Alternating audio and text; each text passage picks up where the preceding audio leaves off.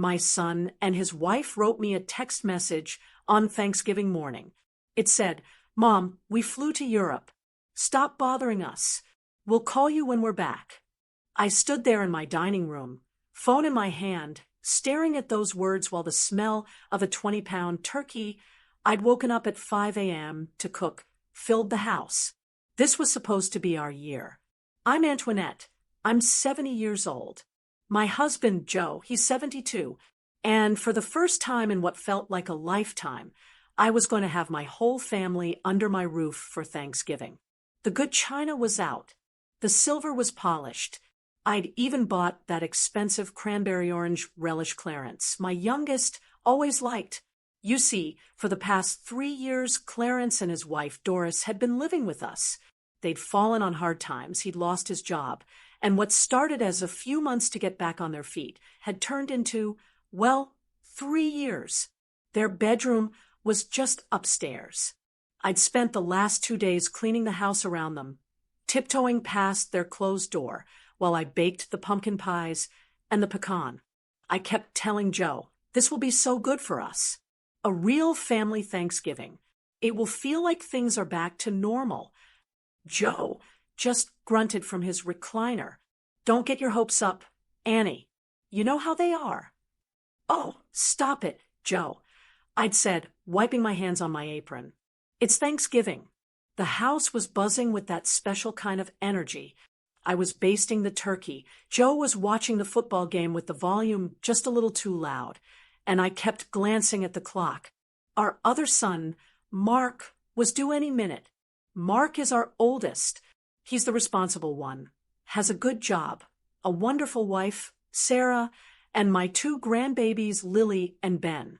They were the light of my life, but my heart had a special, anxious corner reserved for Clarence. I worried. The doorbell finally rang, and it was like a dam of joy broke. The kids, Lily and Ben, came barreling in, all coats and cold cheeks. "Grandma, it smells amazing." Lily yelled, wrapping her arms around my legs. Mark kissed my cheek. "Mom, it looks incredible. You went all out." "It's Thanksgiving, of course I did," I said, beaming. I hugged Sarah. Come in. Everything's almost ready." The laughter filled the house, and it was the most beautiful sound. This was what I wanted. Mark hung up his coat and looked around the entryway. His smile tightened just a fraction. "Are they up?" He didn't even have to say their names. "Oh, you know them," I said, waving my hand dismissively. "They'll be down. They're probably just getting dressed. You know, Doris likes to take her time." From the living room, Joe yelled, "Don't hold your breath. Mark, they're probably still in bed." "Joe, hush." I called back, forcing a laugh. I turned back to Mark. "Don't mind your father. Go on in and get comfortable." Mark and Sarah exchanged a look I knew all too well. It was that, here we go again, look, the one that made me feel defensive and embarrassed all at once. We all gathered in the living room. The kids were showing Joe a drawing from school. Mark was asking about his dad's garden, but there was an undercurrent, a tension that hung in the air just as thick as the smell of gravy. We were all just waiting. Finally, I clapped my hands. "Well, everything is ready. The turkey needs to rest, but we can get all the side dishes on the table." We all filed into the dining room, and there it was, the table I'd spent an hour setting, with 9 places, 7 of us, and 2 glaringly empty chairs at the end. Joe stared at them. He looked at his watch, a big, loud sigh. "It's 1 o'clock, Antoinette." "The traffic must be terrible," I said, rearranging a fork that didn't need moving. "It's Thanksgiving. Everyone is on the road." "Their car is in the driveway, Mom," Mark said gently. My stomach did a little flip. Well, then maybe they stepped out to see a friend, to wish them a happy Thanksgiving. They'll be right back. I'll go check on them. I hurried out of the dining room, my face feeling hot. I walked up the carpeted stairs, my heart thumping a little. I hated this. I hated feeling like I had to manage everyone's feelings, like I was the only one holding the family together by a thread. I got to their door. It was closed as usual. Clarence. I knocked gently. Doris? Honey, dinner is ready. Everyone's here. I pressed my ear to the wood. Nothing. Just silence. Not a sound. A cold dread started to creep up my neck.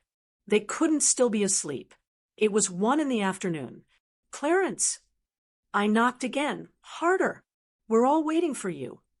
Nothing. I went back downstairs, forcing a smile that felt like it was cracking my face. They must have just missed us. I'm sure they'll be here any second. Joe stood up. That's it. I'm not letting your food get cold because of them. Not this year. We're eating. Now. Joe, please, just 5 more minutes. No, he said, his voice firm. Mark, Sarah, kids, sit down. We are saying grace. My shoulders slumped. I felt defeated. We all took our seats. I sat at one end, Joe at the other. We left the 2 chairs empty. Lily and Ben were chattering, blissfully unaware, but the 3 adults, me, Joe, and Mark, just sat in this heavy, awful silence. Joe was about to speak, to start the grace, and then my phone buzzed on the table. Oh, I said, relief washing over me. I snatched it up. See, it's Clarence. I told you, Joe. They were probably just... I opened the message. My smile froze. The words blurred. I had to read them twice. Mom, we flew to Europe. Stop bothering us. We'll call you when we're back. It didn't make any sense. Europe? Stop bothering. What? Mom. Mark's voice broke through the fog. What is it? You look pale. I couldn't speak. My throat had closed up. I felt the blood drain from my face. My hand was shaking as I handed the phone across the table to Mark. He read it, his brow furrowed in confusion, and then his face darkened into a mask of pure anger I'd rarely seen. He looked at his wife, Sarah, who just looked confused. What? Joe demanded, his voice rising. What in the hell does it say? Mark was so angry, he just handed the phone to his father. Joe, read the text. He was silent for 1, 2, 3 seconds. Then he stood up, and his chair scraped so loudly on the hardwood floor, it sounded like a scream. Joe, sit down. The kids, I whispered. He slammed his fist on the dining room table. The good china rattled. The silver jumped. Lily, my granddaughter, burst into tears, terrified. They went to Europe. Joe roared, his face a dark, dangerous red I hadn't seen in years. Dad, calm down. Mark started. I will not calm down.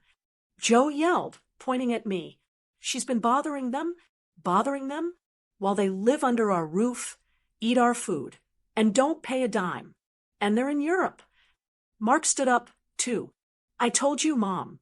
I told you they'd do this. I told you they were taking advantage of you. For 3 years. And this is the thanks you get. The room was chaos. Lily was crying. Sarah was trying to comfort her. Joe was pacing, swearing under his breath.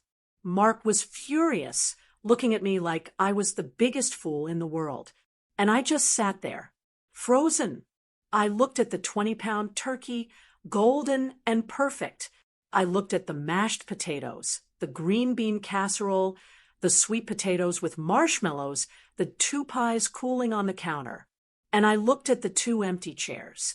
The perfect Thanksgiving I dreamed of was shattered. The smell of the food, just moments ago, so wonderful, now turned my stomach. My family was broken, and I was the one left to clean up the mess. The shouting sputtered out, leaving a hollow, ringing silence. Joe stood there, breathing hard, his face pale now, not red. Sarah, Mark's wife, bless her heart, was whispering to Lily, wiping the tears from her red cheeks. Ben, my youngest grandson, just looked confused, his fork frozen in the air.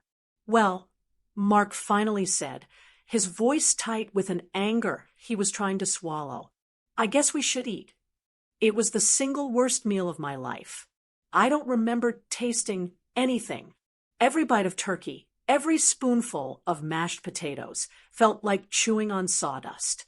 Joe didn't say another word for the rest of the meal. He didn't yell. He didn't complain. He just ate, his jaw clenched so hard I was afraid he'd crack a tooth. His eyes kept flicking to those two empty chairs, and then back to his plate. Mark and Sarah tried. They really did. They tried to make small talk for the children's sake. They asked Ben about his school project and told Lily her dress was pretty, but the conversation was forced, and it just fizzled out into awkward silence. We could all hear the sound of forks scraping on my good china. I just kept staring at the food. The beautiful golden brown turkey I had been so proud of, the little boat of gravy, the cranberry orange relish I had bought just for Clarence. I felt sick, but worse than sick, I felt humiliated. I could feel my son Mark looking at me from across the table. It wasn't just concern in his eyes. It was pity, and under that, it was anger, not just at his brother, but at me. I could see it as plain as day. He was angry that I had let this happen, angry that I had defended Clarence for 3 years, angry that I had made excuses for him. And this was the result. He was right. And in that moment, I hated him for being right. They didn't stay for pie. It was barely 4 o'clock when Sarah started gathering their coats. "The kids are getting tired, Mom," she said, her voice soft, trying to spare my feelings. "I think we should probably head out." I just nodded. I couldn't even force a smile. I walked them to the door. Mark gave me a hug. It was stiff, not his usual warm embrace that made me feel safe. He pulled back and looked me right in the eyes. "Are you going to be okay, Mom?" What was I supposed to say? No, my heart is broken. I'm embarrassed, and I'm furious. I just nodded again, a pathetic little bob of my head. He shook his head, a quick, frustrated gesture. "Mom, you and Dad, you can't keep doing this. You just can't. I have to go." He looked over my shoulder at Joe, who was standing in the living room, staring out the window. "Dad, we're leaving." Joe just waved a hand, not even turning around. "Call me tomorrow. Okay, Mom?" Mark said, "Okay, honey, drive safe." I watched them pull out of the driveway, the red taillights disappearing down the street. I closed the front door, and the click of a lock sounded like a gunshot in the empty house. It was over. The perfect Thanksgiving was over. It was just me and Joe, alone, in a house that smelled like a feast with enough food to feed an army. I walked back to the dining room. The sight of it almost made me cry. The table was a disaster. Plates were half-eaten. Napkins were crumpled. And in the center of it all, the turkey, barely touched, was cold. I started to pick up plates, my hands shaking. I was scraping leftover mashed potatoes onto one plate when Joe walked in. He wasn't yelling anymore. He was worse. He was quiet. And in his hand, he was carrying a large black trash bag. He walked over to the table. He picked up the entire serving platter of green bean casserole, the one Doris always claimed she loved, the one I made sure to have, and he scraped the whole thing untouched right into the garbage bag. "Joe," I gasped. "No, don't do that. We can eat that. It's leftovers." He didn't even look at me. "I'm not eating it, Annie," he said, his voice flat. "I'm not going to open the fridge for the next 3 days and look at it. It's garbage." He moved to the sweet potatoes. The entire glass dish. Scrape. Into the bag. The homemade gravy I'd stirred for an hour. He poured the whole boat into the bag. The cranberry orange relish. I stood there, paralyzed. This was wasteful. It was wrong. But then I looked at the main platter. The turkey, all that work, all that money, all that hope, and a rage I hadn't felt in 30 years bubbled up in my chest. So hot it choked me. I picked up the heavy platter. I walked to the trash can in the kitchen, right past Joe, and I dumped it all. Every last slice. I heard it hit the bottom of the can with a wet, heavy, final sound. And then I wasn't just sad. I was furious. For the next hour, that's all we did. We didn't talk. The only sounds in the house were the clink of glass and the scraping of food into trash bags. It wasn't cleaning up. It felt like a funeral. We were burying our own foolishness. We loaded the dishwasher. I've always washed that china by hand, every piece, ever since my mother gave it to me. Tonight, I jammed it into the rack. I didn't care if it chipped. I just wanted it out of my sight. Finally, the kitchen was clean. The dining room was dark. The house was quiet. It was only 7 o'clock, but I felt like I had been awake for 3 days. I'm going to bed, I mumbled, drying my hands on a dish towel. Me too, Joe said, his voice rough. We walked out of the kitchen and toward the stairs. Our bedroom was at the end of the hall, but to get there, we had to pass the hallway that led to the room Clarence and Doris used. The one I'd let them have for 3 years. I always just kept my head down when I walked past it. It was easier. But tonight, Joe stopped. He just stood there in the dim hallway light, staring. I stopped next to him, my heart sinking. I followed his gaze. Their door was wide open, and the room was a pit. Clothes were everywhere, piled on the floor, hanging off the dresser, thrown over the chair. A plate with dried, caked-on food was on the nightstand. The bed was a tangle of sheets, unmade. It smelled musty, like a room that hadn't had a window opened in weeks. This was my home, my clean home. And this is what was living inside it. I stared at that mess, and I thought about them. In Europe, laughing, on a plane, while I was scraping their favorite relish into a trash bag. Joe's hand was shaking. He was looking at a pair of Doris's expensive-looking shoes, just tossed in the middle of the floor like they were nothing. He turned to me. His face wasn't red anymore. It was white, and his eyes were as cold as I'd ever seen them. He spoke, and his voice was so low, so quiet I could barely hear it. But I heard every single word. Never again, Antoinette. I just looked at him, confused. What? He looked from the disgusting room to me, and his eyes bored right into mine. He said it again, but this time it wasn't just a statement. It was a vow. Never again. This is the last time they make a fool of us. I stood there in that hallway for what felt like an hour.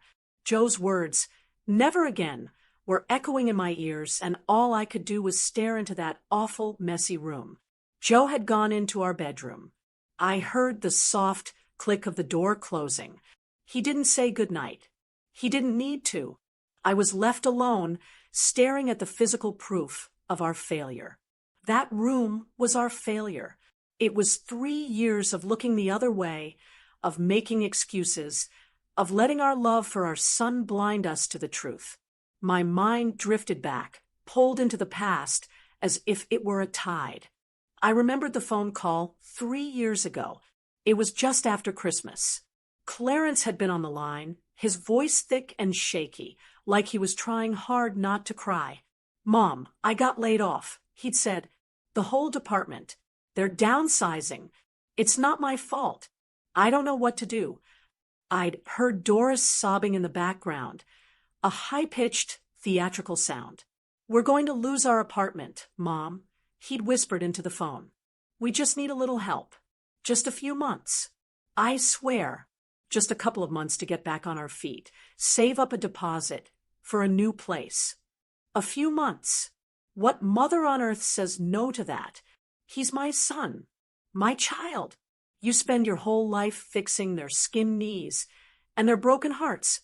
You don't just stop when they turn 40. I remembered talking to Joe about it. He'd been standing at the kitchen sink, looking out at the bare winter trees. A few months always turns into a few years with that boy, Annie, he'd said, his voice heavy, and I'd argued with him. I'd defended Clarence. He's our son, Joe. He's in trouble. I'd insisted, we can't just turn our back on him.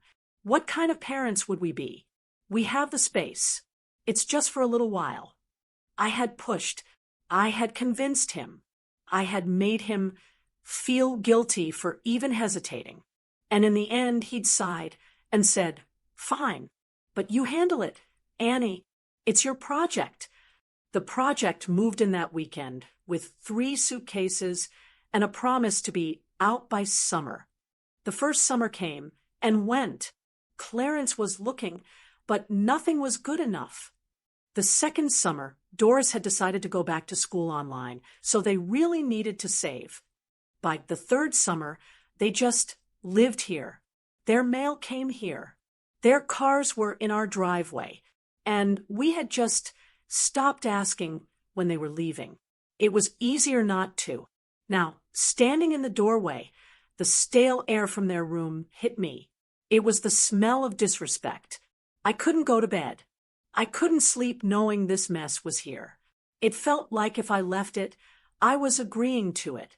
I was enabling it, even with them gone.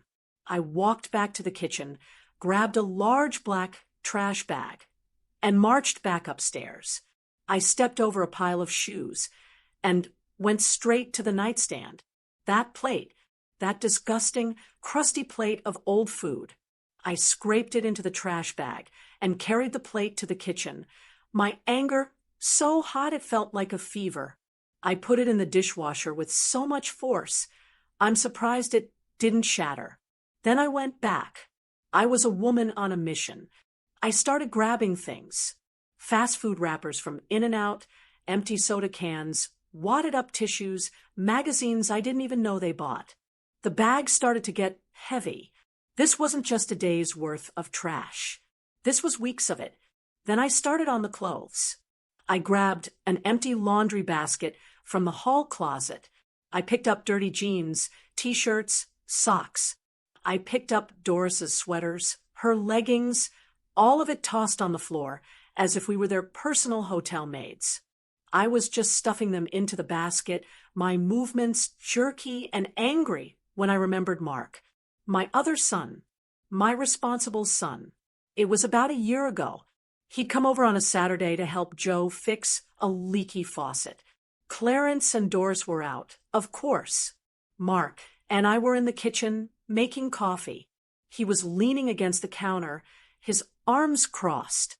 Mom, he'd said, his voice quiet, which is always more dangerous with Mark. I have to ask you something. What is it, honey? Why are you and Dad paying for Clarence's car insurance? My blood had run cold. How did you know about that? I saw the bill on the counter last week. Mom, what are you doing? He's living here for free. He and Doris eat your food. And now you're paying his bills. He shook his head, and his face had that look of deep disappointment that was worse than any anger. He's not a child. You're not helping him. You're enabling him. He just needed a little help, Mark. He's trying to save. He's not saving. Mark's voice had risen. He's not trying. He's living his life, and you and Dad are paying for it. Don't you see what he's doing to you? To your retirement? It's not fair. I'd gotten so angry with him. I'd told him he was being uncharitable. I'd told him he didn't know the whole story. I'd told him that's what families do. They help each other. He had just looked at me. No, Mom, he'd said, his voice flat. That's what you do. And he's letting you. I hadn't spoken to Mark for a week after that fight. And now, standing in the filth of his brother's room, the shame of that conversation burned my cheeks. He was right. He was right about all of it. My anger wasn't hot anymore. It had turned into something cold and hard and heavy, like a block of ice in my stomach. I went to the dresser. It was Doris's. The top was a disaster of makeup powder, spilled nail polish, and empty water bottles. I started clearing the trash off, and in my anger, I yanked open the top drawer to put some of the junk inside. It was crammed, stuffed with scarves and papers and junk. I reached in to clear it out, and my fingers brushed against a stack of papers. They were receipts. I pulled them out. My hand was steady. I wasn't even shaking. I just read them. One was from Lou's Chateau, an incredibly expensive steakhouse downtown. A place Joe and I only went for our anniversary. The date on it was from 2 weeks ago. The total was $217. I dug deeper. My heart was pounding, a slow, heavy drumbeat. A receipt from Nordstrom. A new handbag for Doris. $350. A receipt from a shoe store. $200. A printout, a confirmation. My eyes scanned it. It was from an airline. From 6 months ago. 2 round-trip tickets to Miami Beach. They had told us they were going to visit a sick aunt in Sacramento. They had gone to Florida. They had been lying. For years. They had been living in my home, telling us they were broke, claiming they couldn't even afford a deposit on an apartment. And they had been going on vacations. They had been buying designer handbags. They had been eating at restaurants I hadn't been to in a decade. They weren't just irresponsible. They were con artists. And we were their marks. I sank down onto the edge of their unmade bed. The receipts fanned out in my lap like a losing poker hand. I felt hollowed out, stupid, and so old. I didn't even hear Joe come back. I just sensed him in the doorway. I looked up. He wasn't in his pajamas.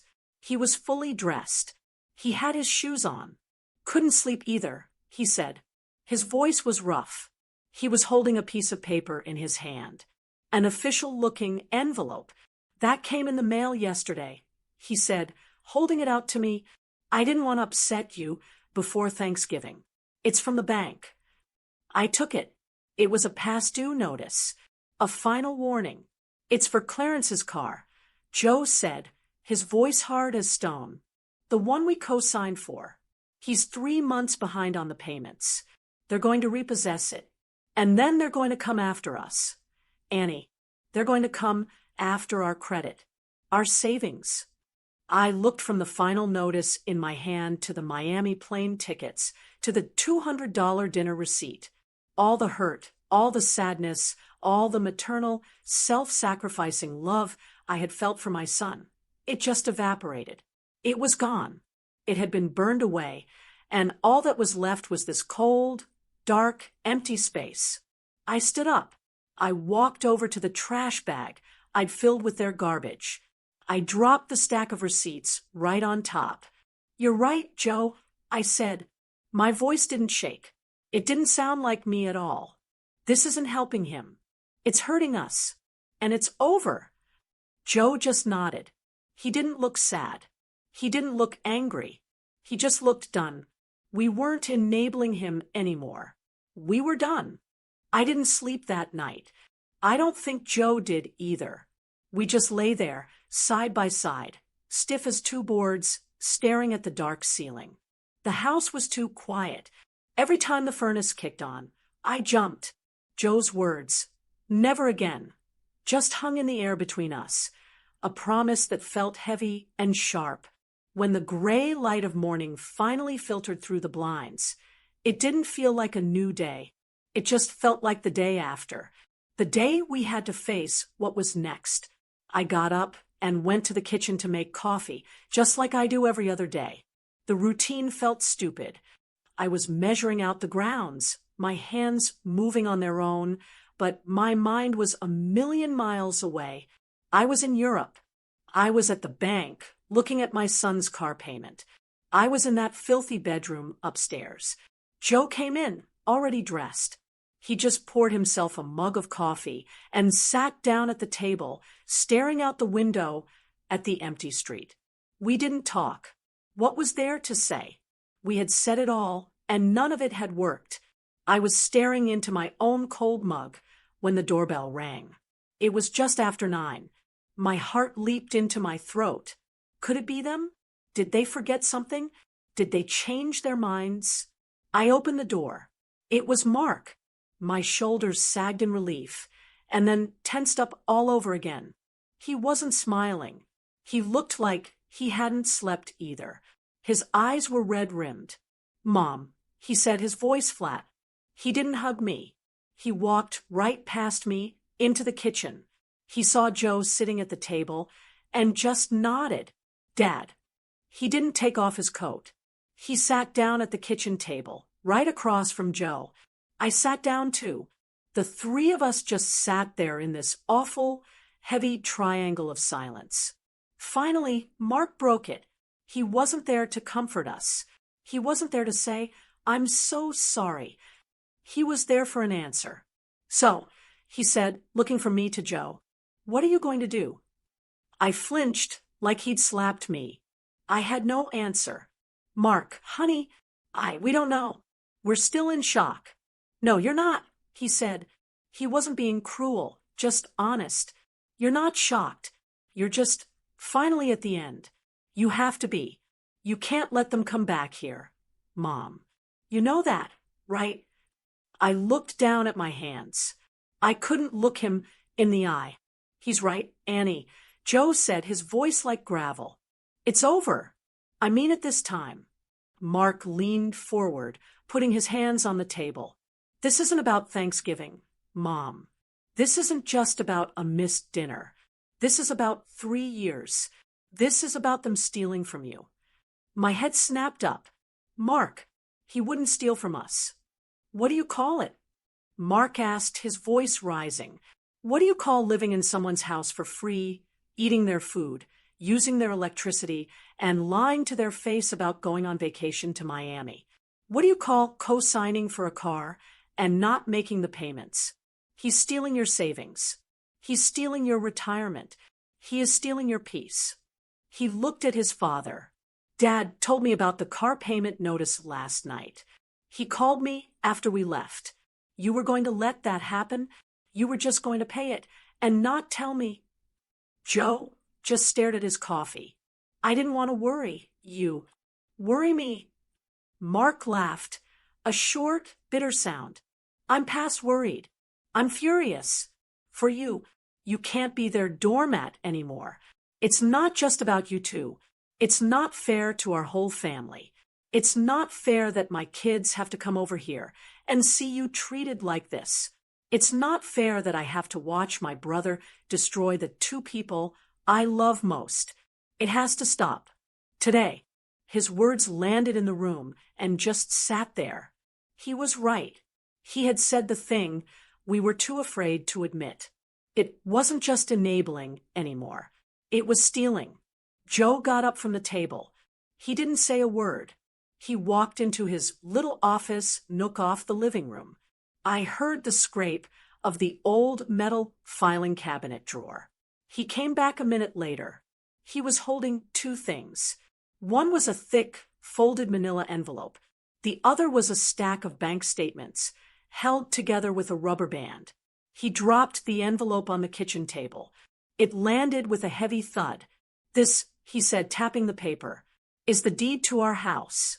It has 2 names on it, Antoinette Marie Rossi and Joseph Angelo Rossi. Ours. Not his. Not hers. Ours. We worked for 45 years for this house. We paid it off. We own it." Then he dropped the bank statements next to it. "And this," he said, his voice breaking just a little, "is what's left of our savings. Go on, look at it." I didn't want to. I knew what it would say. I knew how low the number had gotten. All those times I transferred $500 to help with his car trouble. All those grocery bills that were double what they should be. Mark, his face grim, picked up the statements. He flipped through them, his brow furrowing. "Mom, is this right? Your savings account. There's almost nothing here. Where did it all go?" "It went to groceries for 4 people instead of 2. Joe said, his voice dead. "It went to car insurance." It went to new tires. It went to paying the electric and water bills that were sky high because they'd take 40-minute showers. It went to that past due notice for his car. It just went. I put my head in my hands. The receipts I'd found last night, the steak dinners, the $350 handbag for Doris, the Miami trip, they were living it up while we were draining our retirement to keep them comfortable. They weren't just irresponsible. They were cruel. They were bleeding you dry, Mark said, his voice thick. They were stealing your future. Mom, Dad, they can't come back. I looked at Joe. His eyes were clear. The fog of excuses, the paternal hope that his son would figure it out, it was all gone. He just looked done. He looked at me, and I knew he was waiting. He was waiting for me to be done, too. I thought about my life. I thought about the 45 years I'd worked right alongside Joe. I thought about the future we'd planned, the trips we wanted to take, not to Europe, but maybe just to the Grand Canyon. And I saw it all disappearing, being spent on steak dinners and handbags for a woman who didn't even respect me enough to wash her own plate. The part of me that was a mother, the part that wanted to save my child, it was still there. It was whimpering in a corner. Don't do this. He's your son. But the part of me that was a wife, the part of me that was Antoinette, the part of me that had earned my own life, that part was finally stronger. I took a deep breath. I looked at Joe, and I nodded. Just once. A small, sharp, final nod. That was all he needed. He stood up. He walked to the old phone we still keep on the kitchen wall. He picked up the receiver. His hand was shaking. I could see it from across the table, but it wasn't from fear or old age. It was from pure, unadulterated resolve. I thought he was going to call a lawyer. I thought he was going to call his brother, the one who handles wills, and ask about the legal process for eviction. I braced myself for a long, drawn-out fight, for letters in the mail, for court dates. But Joe didn't dial his brother. He dialed 411.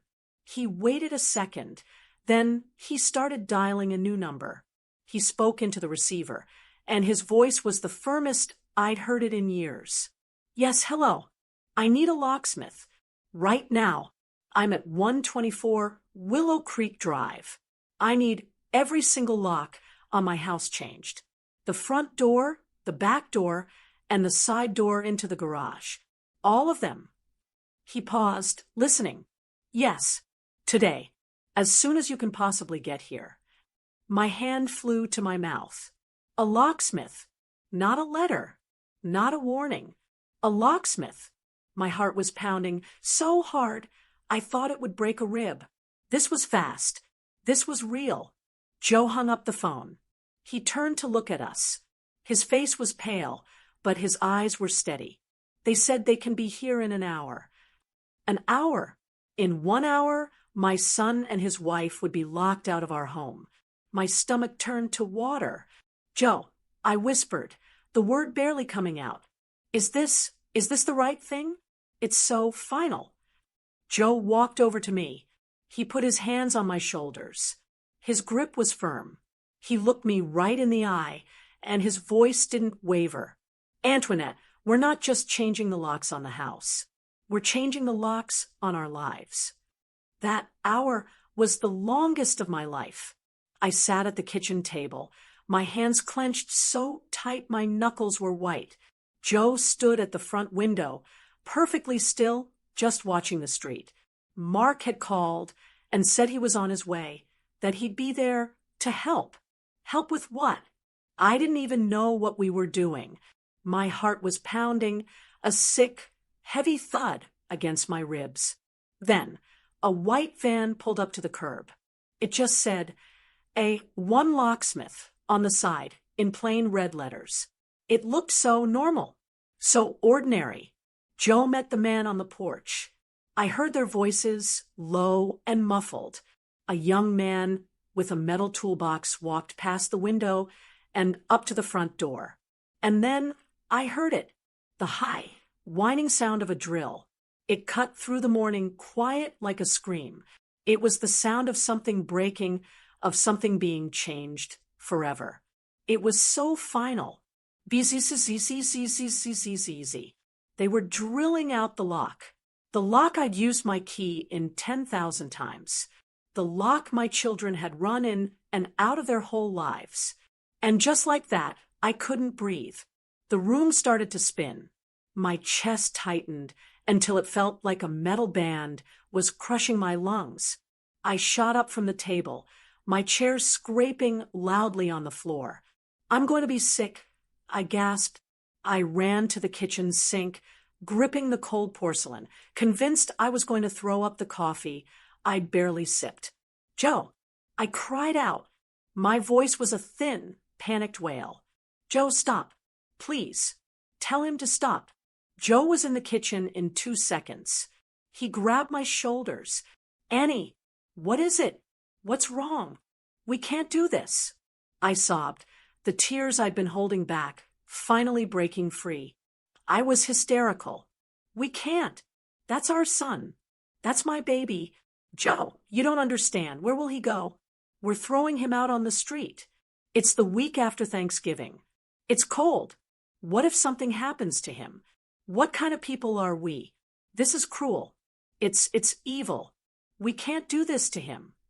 I was rambling, crying so hard I could barely talk. I was voicing every single dark fear that had been swirling in my heart. This was the moment. This was the point of no return. And the mother in me, the part that had held him and rocked him and kissed his scraped knees, that part was screaming in absolute terror. Joe's face was pale. He was scared too. I could see it, but his grip on my arms didn't loosen. It got firmer. He shook me, just a little, to make me look at him. "Antoinette, look at me." I met his eyes. They were watery, but they were not weak. "He is not a baby," Joe said, his voice low and intense. "He is a 40-year-old man. A man who sat on a beach in Miami while you were here, worried sick. A man who ate at a $200 steakhouse while we paid his car insurance. He's not a baby, Annie. He's a liar." His words hit me harder than a slap. "Where will he go?" I whispered again, the last little bit of my fight. "I don't know," Joe said, and his honesty was brutal. "He can go to a hotel. He can go to a friend's house. He can go to the airport and fly back to Europe. He is a grown man, and he will figure it out. But he is not staying here." The sound of the drills stopped. It was replaced by the click, click, click of the locksmith working on the new mechanism. Joe didn't let go of my arms. He just held me steady, waiting for the panic to pass. "We are not throwing him out," he said, his voice a little softer. "We are taking our house back." He let go of one arm and pointed. He pointed up the stairs toward their room. "We're not done. The locks are just the first step. He's right, Annie. We have to be done." He led me by the hand, like I was a child. We walked up the stairs, back to that awful, messy room. It was still there, just as we'd left it. The smell, the filth, the receipts I had found were still sitting on the dresser, a silent testament to our foolishness. Joe walked to the hall closet and pulled out a stack of empty cardboard boxes we'd been saving. He dropped them in the middle of the floor. "Garbage first," he said. He grabbed the trash bag I'd started last night and just started sweeping things off the dresser. Wrappers, tissues, empty bottles. He was a machine. I stood there, frozen in the doorway. I couldn't move. My feet were made of lead.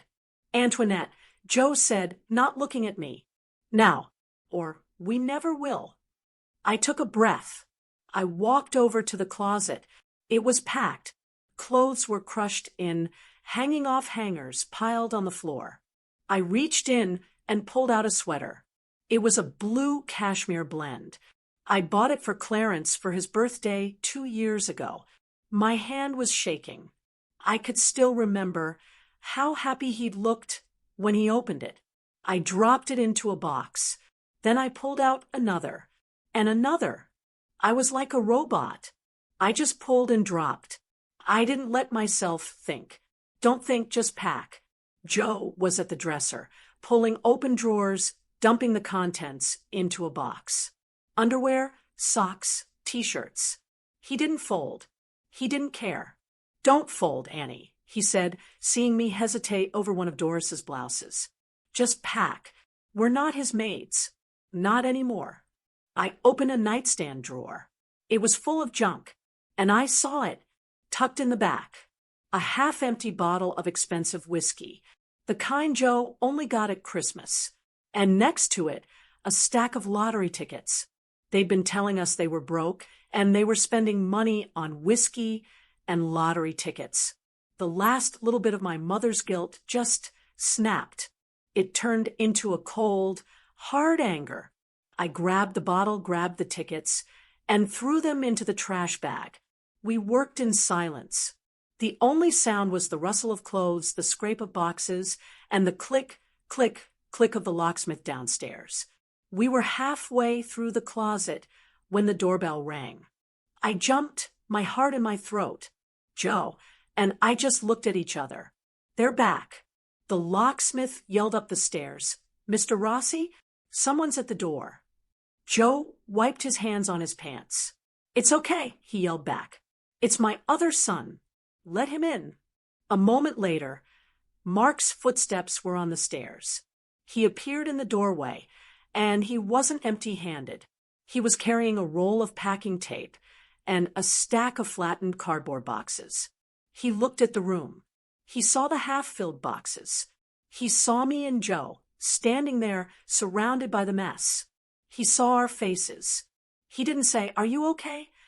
He didn't say, "This must be hard." He just nodded, a look of grim relief on his face. "Good," he said. "I'm glad you're doing this. Where do you want these?" His practical, no-nonsense energy was exactly what I needed. He wasn't conflicted. He wasn't sad. He was here to finish the job. He grabbed a box Joe had filled with shoes and taped it shut with a loud, tearing sound. "Mom, you do the closets. Dad, you and I will get the heavy stuff from the dresser." We became a team. The three of us. The family that was left. We didn't talk. We just worked. We packed every shirt, every pair of pants, every shoe, every makeup bottle, every book, every scrap of paper. We stripped the bed and packed the dirty sheets.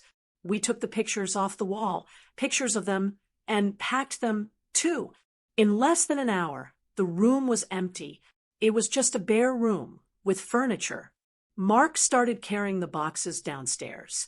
Joe helped him. I followed, carrying the trash bags. We didn't put them on the porch. We piled them up, one by one, in the garage. A whole wall of brown cardboard boxes.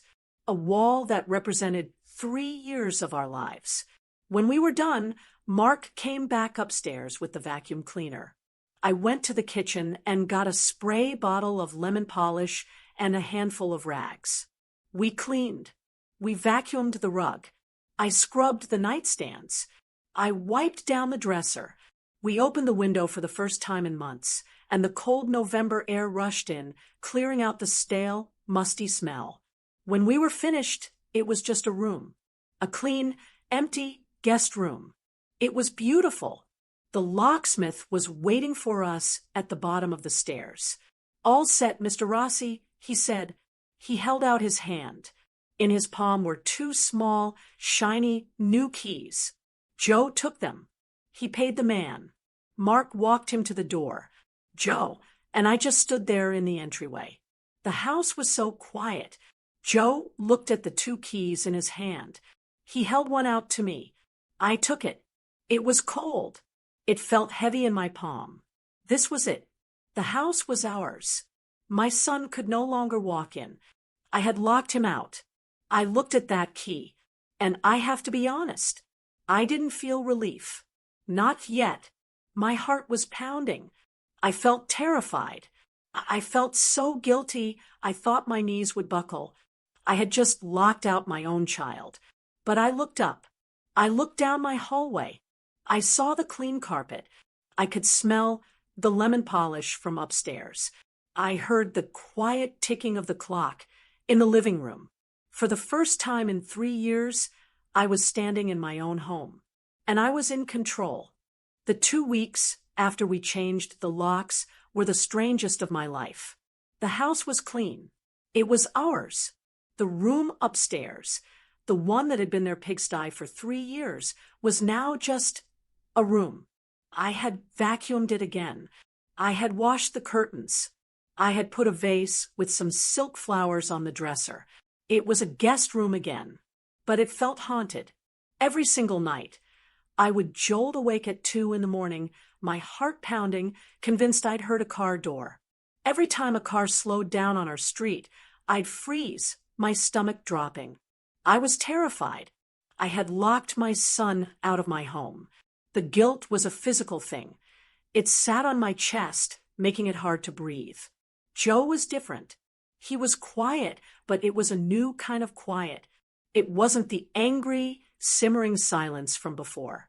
It was calm. He was resolved. The day after the locksmith came, I'd watched him from the kitchen window. He was out on the front lawn, hammering a small, new sign into the grass near the porch. I couldn't read it from a distance. "What's that, Joe?" I'd asked him when he came back inside, brushing dirt off his hands. "Just a reminder," he'd said, and that was all. We talked, but we didn't talk about them. We talked about the garden, about the neighbor's dog, about what to have for dinner. We were like two people living on the edge of a volcano, pretending we couldn't hear the rumbling. Mark called every day. Anything, he'd ask. Nothing, I'd say. Good, he'd reply. Stay strong, Mom. Then it happened.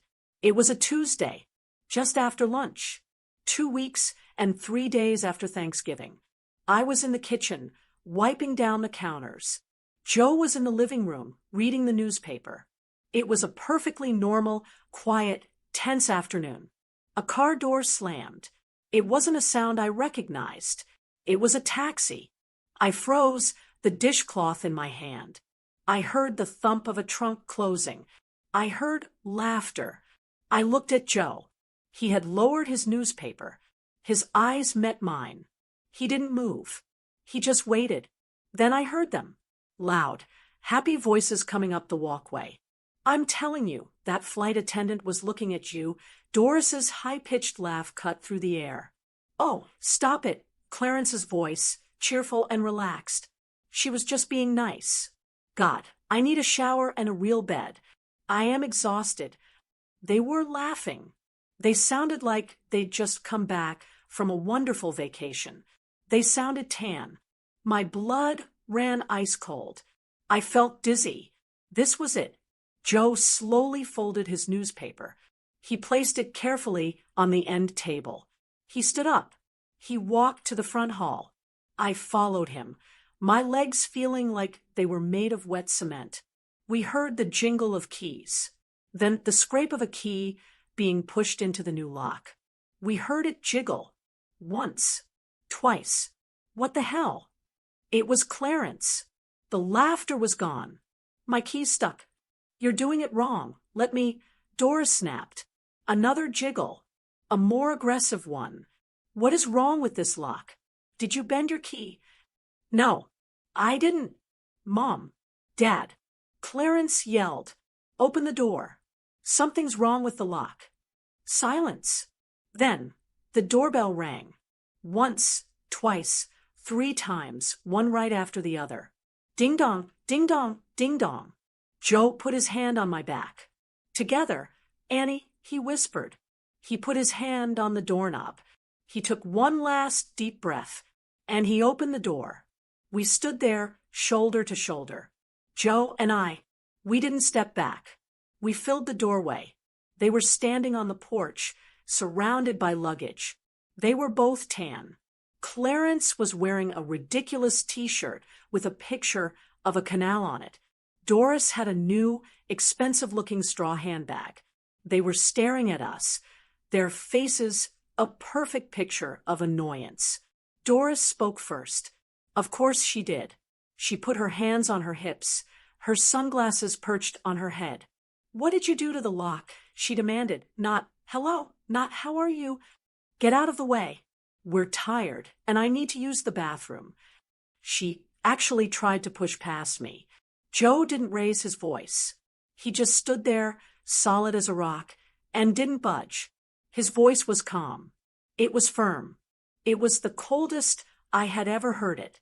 You don't live here anymore, Doris. The words just hung in the air. Doris's mouth dropped open. She looked at Clarence, who just looked confused, like a little boy who didn't understand the math problem. What? Clarence said. He tried to laugh, but it came out as a nervous bark. Dad, what are you talking about? Stop kidding around. We're tired. Just let us in. He, too, tried to step forward. And that's when I found my voice.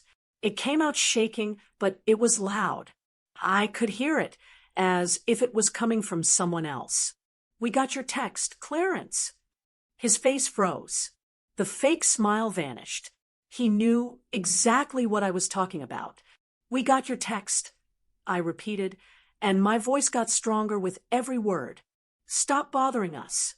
So, we're stopping. It's over. Clarence just stared at me. He was speechless. He was actually speechless. Your things are in the garage, I said, pointing. We packed them for you. You are not welcome in our home. Doris's face went from tan to a blotchy, ugly red. Her mouth twisted. You what? She shrieked. It was a sound I had never heard before. You packed our. You can't do this. She looked at me, her eyes filled with a venom that was terrifying. You old witch. What did you do with my clothes? You can't just throw us out. We live here. This is our home. No, Joe said, his voice cutting through her scream. This is our home. You were guests, and your visit is over. I'm calling the police. Doris shrieked, fumbling for her phone. I'll have you arrested. This is illegal. You can't just evict people. We have rights. Clarence finally found his voice, but it was weak. Mom, you can't be serious. Where are we supposed to go? Mom, please. We were just stressed. We didn't mean it. Stop bothering us, I said, the words tasting like poison. We went to Europe. You what? Doris screamed, her head snapping from her phone. Clarence, what did you just say? You, I said, looking right at her. With your $350 handbag and your steak dinners, while you lived here for free. You lied to us. You stole from us. And you disrespected us. Doris was shaking with rage. I'm calling 911. I'm telling them you're holding our property hostage. You crazy old people, you'll be sorry. She had the phone to her ear. And that's when Joe, calm as can be, just pointed.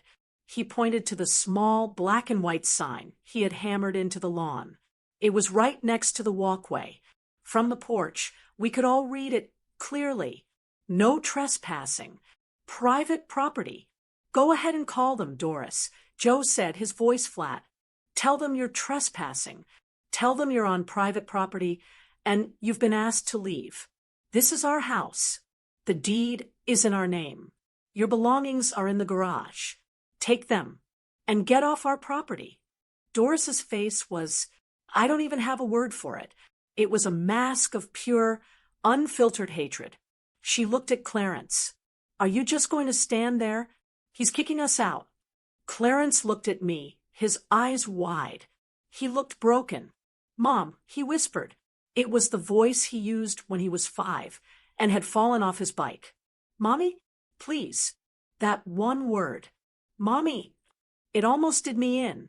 It almost shattered my resolve into 1,000 pieces. I felt my knees buckle, but Joe's hand was on my back, steady and warm. He saw my face. He knew. He stepped forward right in front of me. He looked at his son, the son he had taught to play baseball, the son he had co-signed for. Leave Clarence, he said. His voice wasn't angry. It was just empty. Leave. Now. And with that, he put his hand on the door, and he pulled it shut. We stood in the entryway, our backs to the door. We heard the click of the new lock as it settled into place. And then the screaming started. Doris was pounding on the door with both fists, screaming words I can't even repeat, cursing us, cursing our house. We heard Clarence yelling, "Doris, stop! Doris, calm down!" I was shaking from head to toe. I was crying, silent tears just pouring down my face. I had done it. I had really done it. Joe didn't say anything. He just wrapped his arm around me, and we stood there, together, in our quiet hallway, listening to the storm on the other side of the door. We stood there for what felt like an eternity, listening to the muffled sounds of the taxi doors slamming and the engine fading away down the street. And then nothing. The house was completely, totally silent. It was a silence so deep it felt loud, like the air after a tornado has passed. My knees, which had been locked stiff, just gave out. I stumbled and sank down onto the little wooden bench we keep in the entryway. I was shaking from head to toe. The tears I'd held back during the confrontation were pouring down my face, but they weren't angry tears. They were just, I don't know. They were tears of shock, of grief. I had just closed the door on my son. Joe sat down next to me. He didn't put his arm around me. He didn't say, "It's okay." He just sat there, his hands on his knees, breathing, just breathing in and out, a slow, heavy rhythm. My apron pocket buzzed. I pulled out my phone. My hands were shaking so badly I could barely read the screen. It was a text from Clarence. "I can't believe you did this. You're throwing your own son out on the street." I stared at it. Before I could even think, another one came in. "You didn't even pack my medicine. What if something happens to me?" My heart seized. His medicine? What medicine? Was he sick? My God, what had I done? I looked at Joe, my eyes wide with panic. "Joe, he says he left his medicine. What if he needs it? What if he's sick?" Joe turned his head and looked at me. His face was gray, exhausted, but his eyes were clear. "What medicine, Antoinette?" "The half-empty bottle of expensive whiskey we found in his nightstand. The man hasn't been sick a day in his life. He's lying. He's pulling the strings, and you're letting him." My phone buzzed again. And again. It was a flood. "Doris is crying. I hope you're happy. My new laptop is in that room. You packed it. That's theft. I'm your son. How could you?" Then the phone started to ring. His name, Clarence, lit up the screen. I just stared at it, frozen. It rang and rang and rang until it finally stopped. A second later, a notification popped up. New voicemail. Before it had even faded, the phone rang again. This time, the screen said Doris. I didn't even know she had my number. I recoiled like the phone was a snake. Joe let out a long sigh. He reached over and gently took the phone from my trembling hand. "Don't," he said, his voice firm but kind. "Don't listen. It's just poison. It's just more lies to pull you back in." He pressed the power button on the side and held it down. The screen went black. My phone was off. Then he unclipped his own phone from his belt, the one that had been vibrating silently against his hip, and he turned his off, too. "There," he said. He slid my phone back into my apron pocket. "Let there be peace." And there was. For the first time in 3 years, there was real, actual peace in our home. That night was the first night I slept through until morning. I didn't wake up at 2 a.m. wondering if I'd heard them come in. I didn't lie there, tense, listening to their television blaring through the floor. I just slept. When I woke up, the sun was streaming in. I walked down the hall, and I stopped at that empty room. The door was open. It was just a room. The sun was hitting the bare floor, and I could see all the scuff marks on the walls and the stains in the carpet. It wasn't a guest room. It was a wound. I went downstairs. Joe was at the kitchen table, drinking his coffee and reading the paper just like any other day. But it felt different. Joe, I said, pouring myself a mug, I need your help with something today. He looked up. What's that, Annie? I need you to help me move that bed frame and that heavy dresser. I want them out of that room. I want them in the basement. Joe looked at me for a long second, and then he smiled. It was the first real smile I'd seen on his face in months. It reached his eyes. Okay, he said. And what are you going to do with the room? I said, taking a sip of coffee. I'm going to paint it, and then I'm going to find my old sewing machine. That Saturday, Mark came over. We didn't sit in the living room and rehash the drama. We didn't whisper about what happened. We worked. Mark and Joe grunted and swore and sweated, hauling that heavy queen mattress and the box spring down the stairs to the basement. They took the heavy, scarred dresser. They took the nightstands. When they were done, the room was completely bare. It was just a box. It felt huge. What now, Mom? Mark asked, wiping his forehead. Now, I said, we paint. I had gone to the hardware store and bought 3 gallons of paint, a beautiful, buttery yellow color called Morning Sunday. I put a drop cloth on the floor, and the 3 of us, me, Joe, and Mark, we painted. We opened the window. We painted over the scuffs. We painted over the grime. We painted over the ghosts. We painted over every single bad memory that room held. When we were done, the room was bright. It was clean. It was happy. Joe helped me carry my old sewing table up from the storage closet and set it up right under the window where the light was best. I unpacked my fabrics, my boxes of thread, my patterns. It wasn't their room anymore. It wasn't even a guest room. It was my room. I sat down in the chair, the sun on my back, and I felt something I hadn't felt in so long I'd almost forgotten what it was. I felt light. I hadn't realized how much weight I had been carrying until it was finally gone. Life started to change, little by little. About a week later, Joe came home from the grocery store and dropped a bag on the counter. Antoinette, he said, go put on a nice dress. We're going out. Out.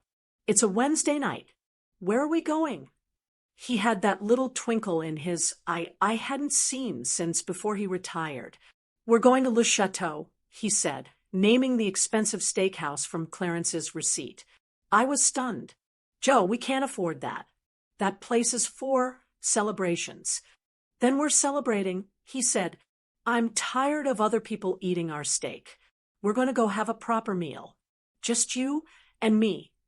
And we did. We got dressed up. We sat in a dark, plush booth. We ordered the filet mignon, and we talked. We didn't talk about Clarence. We didn't talk about the locks or the money. We talked about us. We talked about a trip to the Grand Canyon we'd put off. We talked about his garden. I felt like I was on a date with my husband, and while we were there, a couple came over to our table.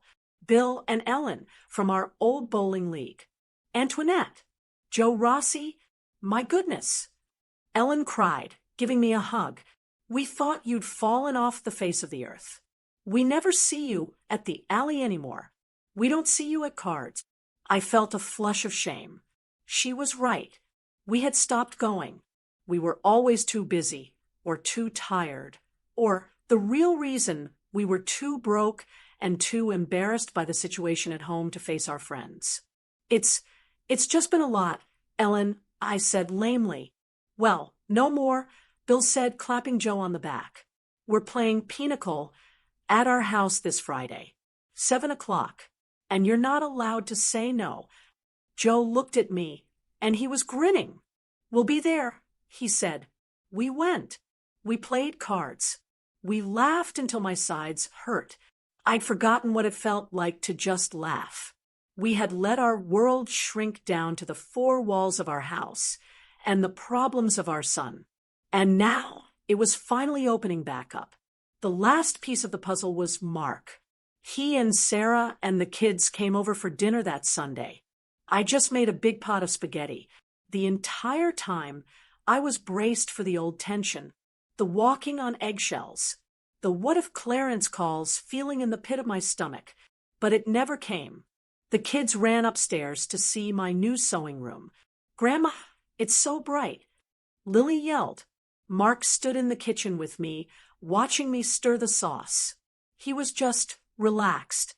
He wasn't looking at me with those worried, disappointed eyes. He was just my son. "It's good to see you like this, Mom," he said quietly. "It's good to be like this," I replied, and I meant it. We sat down at the table. We laughed. Joe told his terrible, corny jokes. Ben spilled his milk, and nobody got upset. It was just a normal, loud, happy family dinner. There were no empty chairs. There was no one to make excuses for. There was just joy. The winter thawed. The snow melted, and the first little green buds of my crocuses started pushing up through the cold dirt. Life had settled into a new, quiet rhythm. My sewing room was my sanctuary. I'd made new curtains for the kitchen and a quilt for my granddaughter, Lily. Joe was busy in his shed getting his tools ready for his garden. We played cards with Bill and Ellen every other Friday. We had dinner at Mark's house, or they came to ours. We had turned our phones back on, of course. After that first day, the angry texts and voicemails had just stopped. It was as if Clarence and Doris had fallen off the face of the earth. At first, that silence was as loud as the screaming had been. Every night, I'd lie in bed, and a cold fear would grip me. Were they okay? Were they sleeping in their car? Had something awful happened? I'd fought the urge every single day to call Mark and ask him to try and find them. But Joe was my rock. "He's a grown man, Annie," he'd say, holding my hand. "He has to find his own bottom. You can't find it for him." So I'd let it be. And slowly, over the weeks that turned into months, the anxiety was replaced by peace. I stopped jumping when the phone rang. I stopped checking my front window every time a car drove by. We had reclaimed our lives, just like we said we would. It was April, a beautiful, sunny Tuesday morning. I was in the backyard with Joe, helping him turn over the soil in his vegetable patch. His phone, clipped to his belt, started playing its little ringtone, an old rock and roll song. He grunted, wiping his muddy hands on his jeans. Probably just a sales call. He pulled it out and looked at the screen, and he froze. I stopped, my little garden shovel in my hand. "Joe, what is it? You look like you've seen a ghost." He didn't answer. He just held the phone out, so I could see the screen. The name Clarence was lit up. My heart didn't pound. It didn't jump. It just stopped. It felt like a cold, heavy stone had dropped into my stomach. After 4 solid months of silence. "Here we go," I whispered. Joe looked at me, his eyes searching mine. He was asking permission. This wasn't his decision or my decision. It was ours. I just gave a single, tiny nod. He pressed the button, and then he did something that surprised me. He pressed the speakerphone button. He was holding the phone between us, so we could both hear. He was telling me, without words, that there were no more secrets. We were a team. "Hello, Clarence," Joe said. His voice was steady.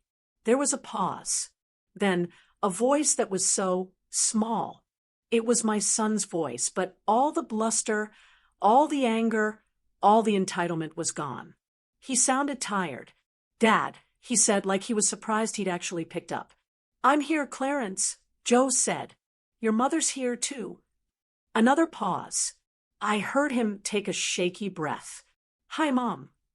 "Hello, Clarence," I said, my voice barely a whisper. I didn't know if you'd answer."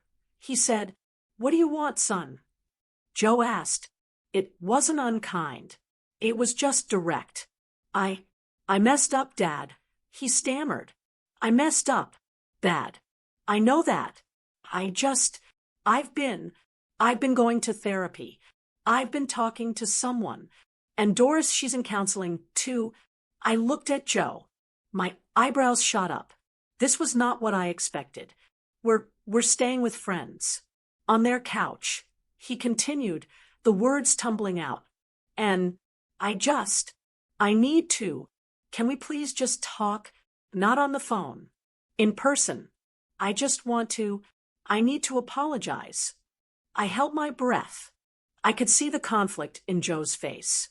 He was looking at the dirt on his hands, thinking. He was remembering the screaming, the insults. Where? Joe said, finally, anywhere. Clarence said, his voice desperate, anywhere you want. A coffee shop. A park. Not the house. I know not the house. Joe looked at me. I nodded again. Willow Creek Park. Joe said, the picnic tables by the swings. Saturday, 2 o'clock. Yes, Dad. Okay. Thank you. We'll be there. Thank you. He sounded like he was about to cry. Then he hung up. Joe and I stood in the garden for a full minute, the spring breeze blowing around us. Are we ready for this? I finally asked. I don't know, Annie. Joe said, turning back to his garden bed and plunging his trowel into the dirt.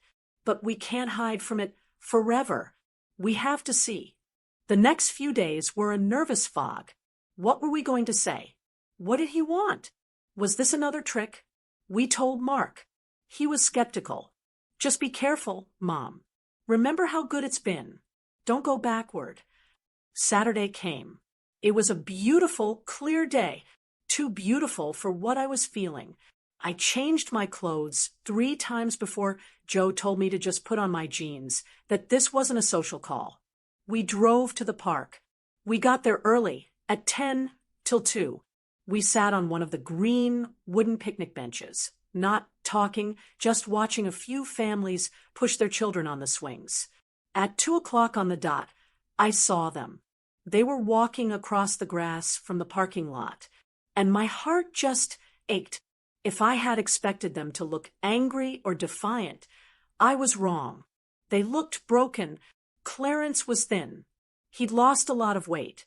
He had dark circles under his eyes, and his hair was unkempt. He was wearing clean jeans and a faded sweatshirt, but he just looked worn down. And Doris, I almost didn't recognize her. The woman who wouldn't go to the mailbox without a full face of makeup was wearing no makeup at all.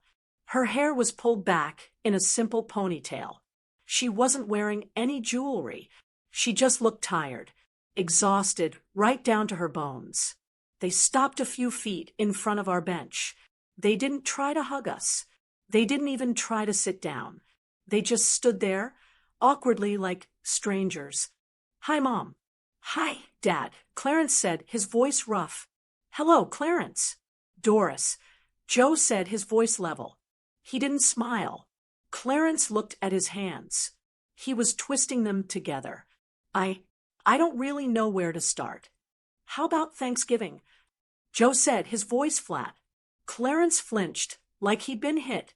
He looked up, and his eyes were watery. Yes, the text. He looked at me, and his gaze was so full of shame I almost had to look away. Mom, I am so sorry. I can't even explain. I was angry. I felt like a failure. Doris and we felt like you were always judging us. And I just lashed out. It was the cruelest, most disgusting thing I've ever done in my life. And I have to live with that. And I am so sorry. It felt different. This wasn't an excuse. It was a confession. He took a shaky breath. Living with you, I took you for granted. I know I did. My therapist, he calls it arrested development. He said I've been acting like a teenager, expecting my parents to just fix everything, pay for everything, clean up after me. He looked at me again. I'm sorry for the 3 years I lived in your house and treated you like a maid. I'm sorry for the disrespect. I'm sorry for the money. I've been lying to you for years. We both have. He glanced at Doris. She was looking at the ground, but she nodded. We weren't always as broke as we said, he said, his voice cracking. We just liked it. We liked not having to pay rent. We liked having you take care of us. It was easy. And we didn't care that it was hurting you. And that's the part one can't. I can't forgive myself for. That we stole from you. We stole your money and we stole your peace. This was it. The truth. All of it laid bare on a picnic table. Doris finally spoke, her voice so quiet I could barely hear it. Antoinette. Joe, I am so sorry. I was awful. I encouraged him. I told him they were bothering us. I was entitled. And I'm so sorry for the way I treated you, for the way I disrespected your home. They stood there, finished. They had said their piece, and they were just waiting for us to yell, to cry, to say, "It's okay, come on home." I looked at Joe. My heart was breaking in a whole new way.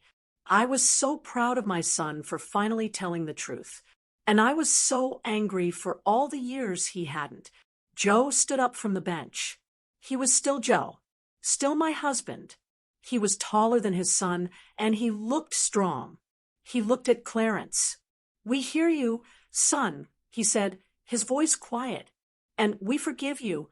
I heard Clarence let out a sob, a sound he'd been holding back. Doris started to cry, real quiet tears. But Joe said that one word, and it hung in the spring air.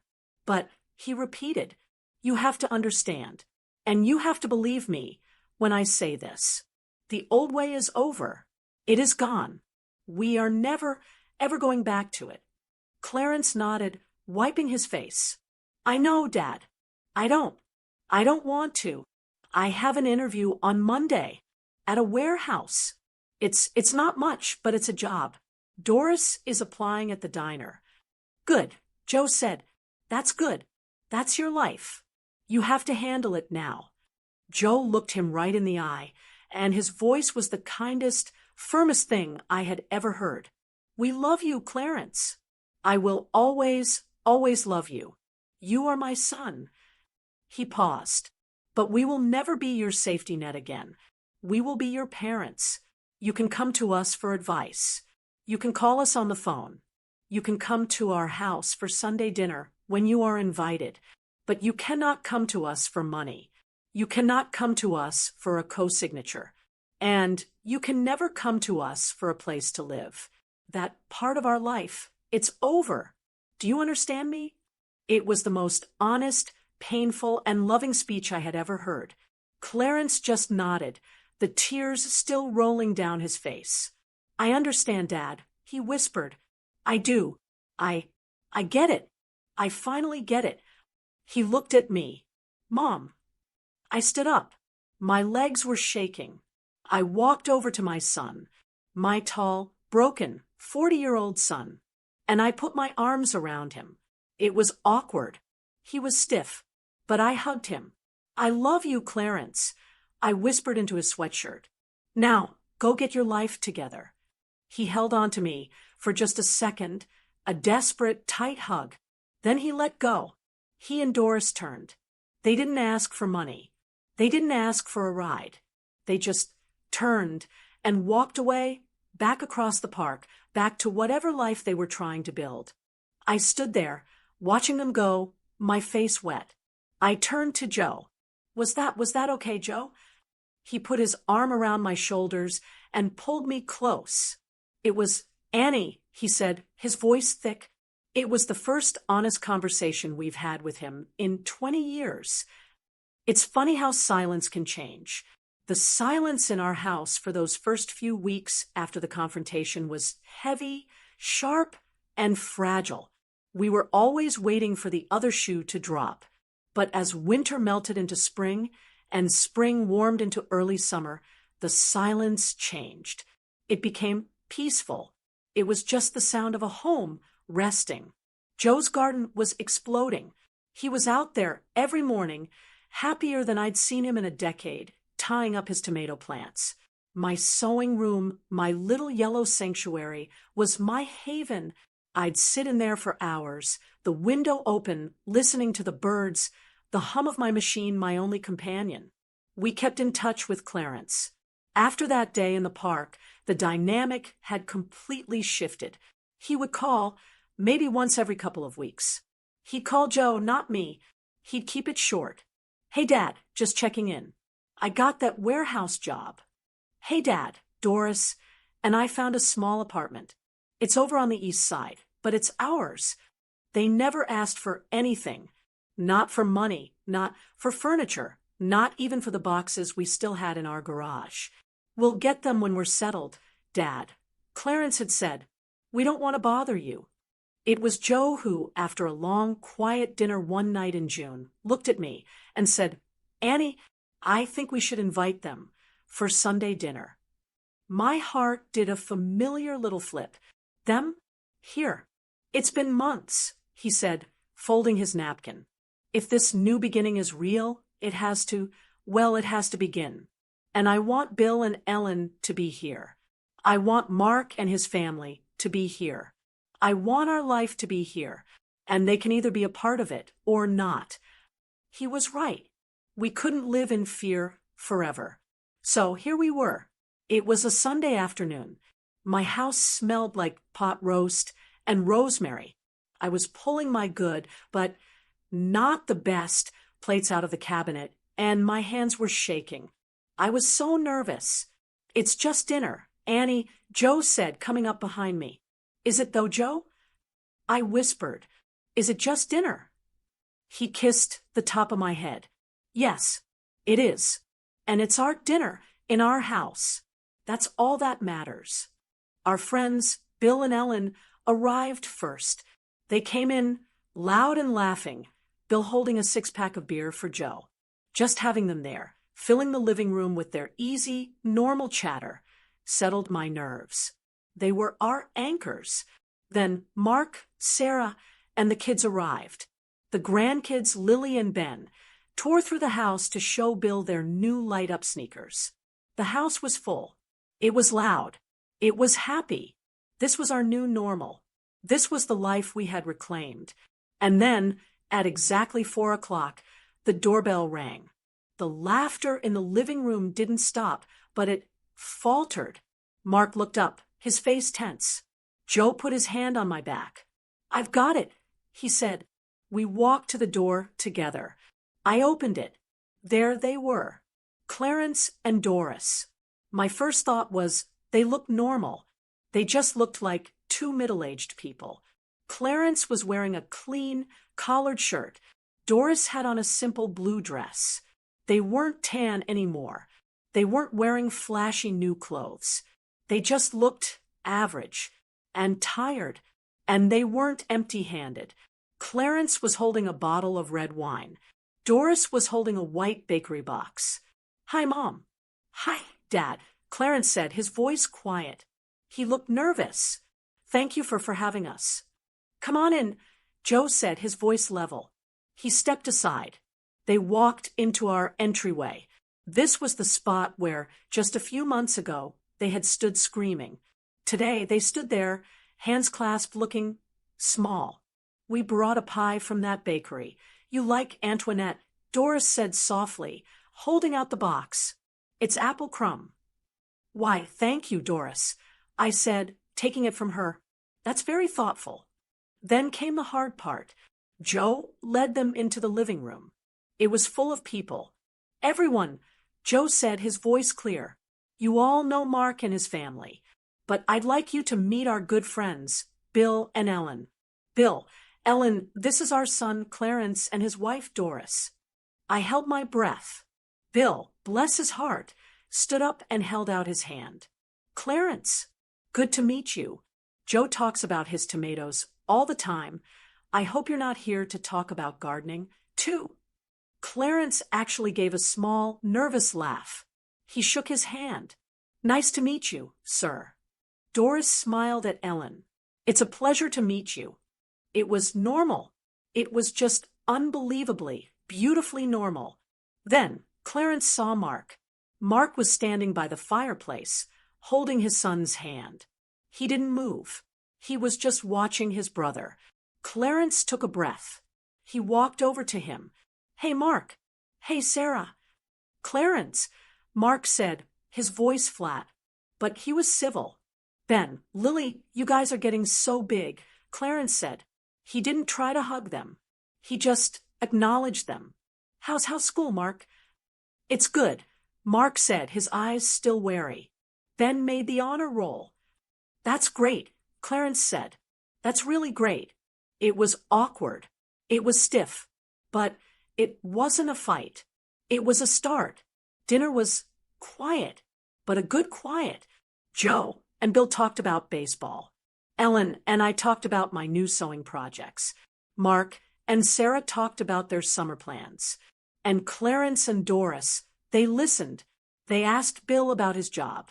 They asked Sarah about her work. They didn't interrupt. They didn't make the conversation about themselves. They just existed as part of the family. The real test came when the meal was over. I stood up and started to gather plates, the old, familiar motion of the hostess. "Oh, no, you don't," Doris said.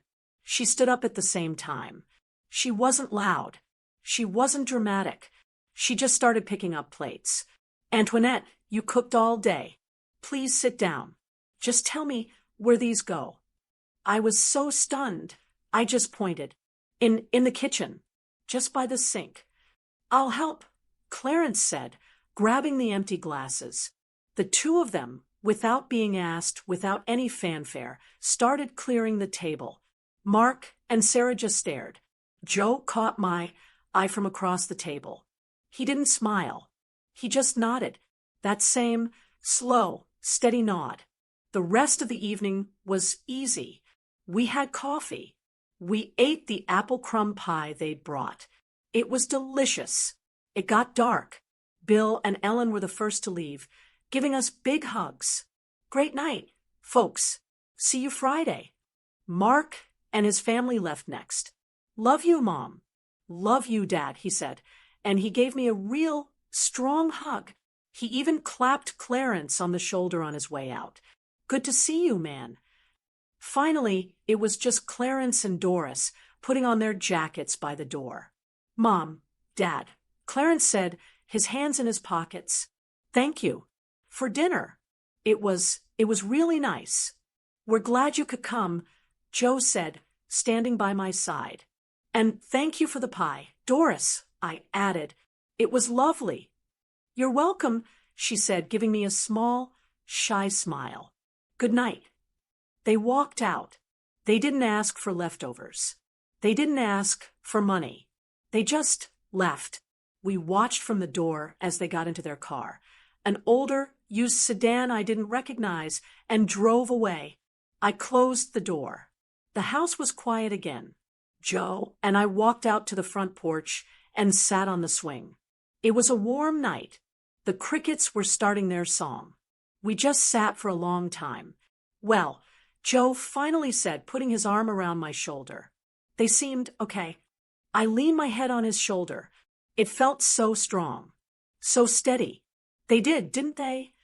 I sat there, listening to the night sounds, thinking back. I thought about that horrible, awful day, the day I stood in the kitchen, convinced I was a monster, my hand shaking as Joe called the locksmith. That one, single, debatable decision. I know there are people who will hear this story and say we were cruel, that we were terrible parents, that you should never, ever turn your back on your child, no matter what. My own heart screamed those things at me for weeks. But sitting here now, on my own porch, in my own peaceful home, with my husband's arm around me, I finally see the truth. That decision to change the locks, it didn't lose me, my son. It saved him. It forced him to stop being the spoiled, entitled child I had helped create, and it gave him the space to finally grow up. It allowed him to become a man that he could be proud of, a man that we could respect. That decision saved my marriage. It saved my relationship with my other son. It saved my home. And it saved my self-respect. We didn't just change the locks on our house that day. We changed the locks on our future. We finally set everyone free. Have you ever felt like a family member was taking your kindness for weakness? Let me know in the comments. Your stories, your own experiences, they matter. They give all of us strength. If my story touched you, I would be so honored if you would like this video and share it with someone you know who might need to hear it. Please comment below. I'll be reading every single one. And don't forget to subscribe to the channel so you don't miss what happens next. There's another story, just like this one, waiting for you. You can click it right here on the screen. Thank you for listening.